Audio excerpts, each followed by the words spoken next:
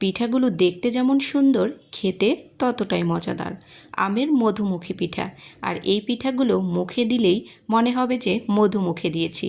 এত বেশি মজাদার, আপনারাও বাসায় এইভাবে একবার আম দিয়ে তৈরি মধুমুখী পিঠাগুলো বাসায় তৈরি করে দেখবেন, খেতে কতটা মজাদার হয়। পিঠা তৈরি করার জন্য মিক্সিং বোলের মধ্যে নিয়ে নিচ্ছি একটি বড় সাইজের ডিম। ডিমটা যদি ফ্রিজে থাকে আধা ঘন্টা আগে বের করে নর্মাল টেম্পারেচারে এনে এই পিঠাটি তৈরি করবেন। এরপর নিয়ে নিচ্ছি হাফ কাপ পরিমাণ আমের পাল্প। এরপর একটি হুইক্সের সাহায্যে ভালো মতো করে মিশিয়ে নিতে হবে, যাতে ডিমের সাথে ভালো করে মিশে যায়। কিছুক্ষণ পরে দেখুন একদম মিশে গেছে। এই পর্যায়ে এখন শুকনো উপকরণগুলো দিয়ে নেব। প্রথমে দিয়ে নিচ্ছি হাফ কাপ পরিমাণ আটা, চাইলে এখানে ময়দাও ব্যবহার করতে পারেন। 4 টেবিল চামচ পরিমাণ কর্নফ্লাওয়ার নিয়ে নিচ্ছি, 1 টেবিল চামচ পরিমাণ বেকিং পাউডার, হাফ টেবিল চামচ পরিমাণ বেকিং সোডা। তো আবারও সব কিছু ভালো মতো করে মিলিয়ে নিতে হবে। এই পর্যায়ে দেখুন ব্যাটারটা কতটা ঘন হয়ে এসেছে। এই পর্যায়ে দিয়ে নিচ্ছি 4 টেবিল চামচ পরিমাণ রান্নার তেল। তো তেলটা দিয়েও ভালো মতো করে নাড়াচাড়া করে ব্যাটারের সাথে মিশিয়ে নিতে হবে।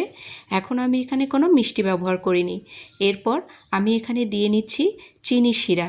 আমি হাফ কাপ পরিমাণ চিনি হাফ কাপ পানি দিয়ে একটা বলক দিয়ে জাল করে নিয়েছি। এরপর ব্যাটারের মধ্যে অল্প অল্প করে দিয়ে ব্যাটারটাকে পাতলা করে তৈরি করে নিতে হবে। আর এই ব্যাটারটা অবশ্যই পাতলা করে তৈরি করে নিতে হবে। আর মিষ্টিটা অবশ্যই আপনারা আপনাদের পছন্দ অনুযায়ী এখানে ব্যবহার করতে পারেন। এই পিঠা তৈরি করার জন্য ব্যাটারটাকে পাতলা হতে হবে।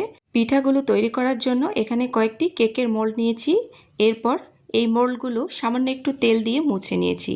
এরপর অল্প অল্প করে ব্যাটার দিয়ে এই কেকের মোল্ডগুলোকে ভরিয়ে দেব। পুরোটা মোল্ড ভর্তি করে দেওয়া যাবে না, কিছুটা ফাঁকা রেখে এই ব্যাটারগুলো দিয়ে নিতে হবে। এখন আমি ঢাকনা ছাড়াই এগুলোকে বেক করে নেব 10 মিনিট। আর চুলা জালটাকে অবশ্যই মিডিয়ামে রেখে এটাকে বেক করে নিতে হবে। 10 মিনিট বাদে যখন নিচের দিকটা হয়ে যাবে তখন উপরে একটি 5 মিনিটের জন্য ঢাকনা দিয়ে নিয়েছি। 5 মিনিট বাদেই পিঠাটি একদম রেডি, মানে এই পিঠা তৈরি করতে 15 মিনিটের মতো সময় লাগবে। তো সবগুলো পিঠা হয়ে গেছে। তো দেখুন একটা কাঠির সাহায্যে আমি পিঠাগুলো চেক করে নিচ্ছি, পুরোপুরি হয়ে গেছে। পিঠাগুলো দেখুন কত সহজেই উঠে আসছে। তো এগুলো একদম পারফেক্ট হয়ে গেছে।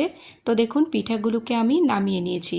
এখন এই পিঠাগুলো এমনি খেতেও বেশ ভালো। আপনারা উপর থেকে একটু আম দিয়ে খেয়ে দেখবেন, অসম্ভব মজাদার লাগে। আমের সময় থাকতে থাকতে এই পিঠাটি একবার বাসায় ট্রাই করে দেখবেন।